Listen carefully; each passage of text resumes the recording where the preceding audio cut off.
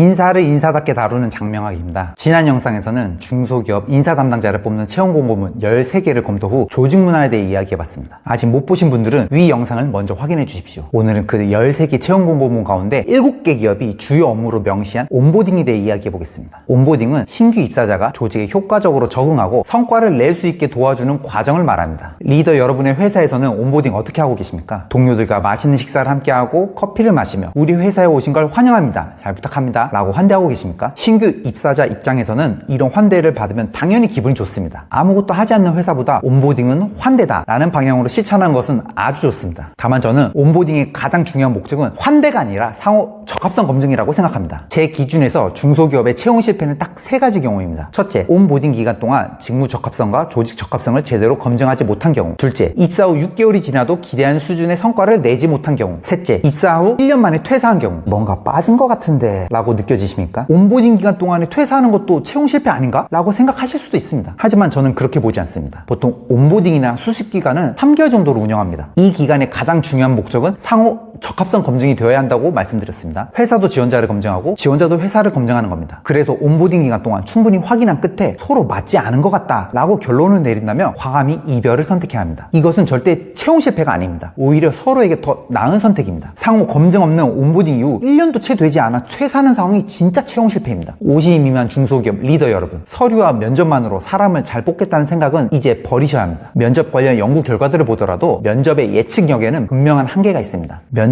때 본 모습이랑 출근해서 일하는 모습이 완전히 딴판인 경우 정말 많지 않으십니까? 애초에 그 짧은 시간 안에 그 사람을 제대로 판단한다는 것 자체는 불가능합니다. 그런데 안타깝게도 많은 리더가 면접을 채용의 마지막 단계라고 오해하십니다. 그래서 면접에 들어간 시간과 비용이 아깝다 보니 막상 입사 후에는 검증보다는 환대에만 집중하는 경우가 많습니다. 저는 여러분들께 이렇게 제안드립니다. 서류와 면접의 허들은 조금 낮추고 온보딩의 허들을 높여보십시오. 적합성을 검증하는 기준은 좀 더 명확하고 엄격하게 하자는 겁니다. 회사가 기대하는 기준을 분명하게 보여주고 신규 입사자가 그 기준을 실제 업무 속에서도 경험하도록 만드는 겁니다. 이 과정을 통과한 사람은 스스로도 자신이 이 회사에 적합하다는 확신을 얻게 되어 이후에 안정적으로 조직에 적응하고 성과를 낼 가능성이 높아집니다. 반대로 우리 회사에 맞지 않는 사람이라면 온보딩 과정에서 자연스럽게 스스로 떠날 수도 있는 겁니다. 물론 온보딩 때도 면접 때와 마찬가지로 정보의 불균형은 여전히 존재합니다. 신규 입사자는 상대적으로 자신의 성향이나 속마음을 쉽게 드러내기가 어렵습니다. 그렇기 때문에 이 시기에는 회사가 먼저 더 적극적으로 자신의 패를 까야 합니다. 우리 회사가 정말로 중요하게 여기는 것이 무엇인지, 우리가 실제로 일하는 방식은 무엇인지, 당신에게 3개월, 6개월 뒤에 우리가 기대하는 것은 무엇인지, 그래야 신규 입사자도 이 회사는 진짜로 나와 잘 맞겠는걸? 또는 이 회사는 내가 감당하기는 너무 어렵겠다 라고 판단할 수 있습니다. 면접 절차가 끝났다고 해서 채용이 끝난 게 아닙니다. 채용 프로세스는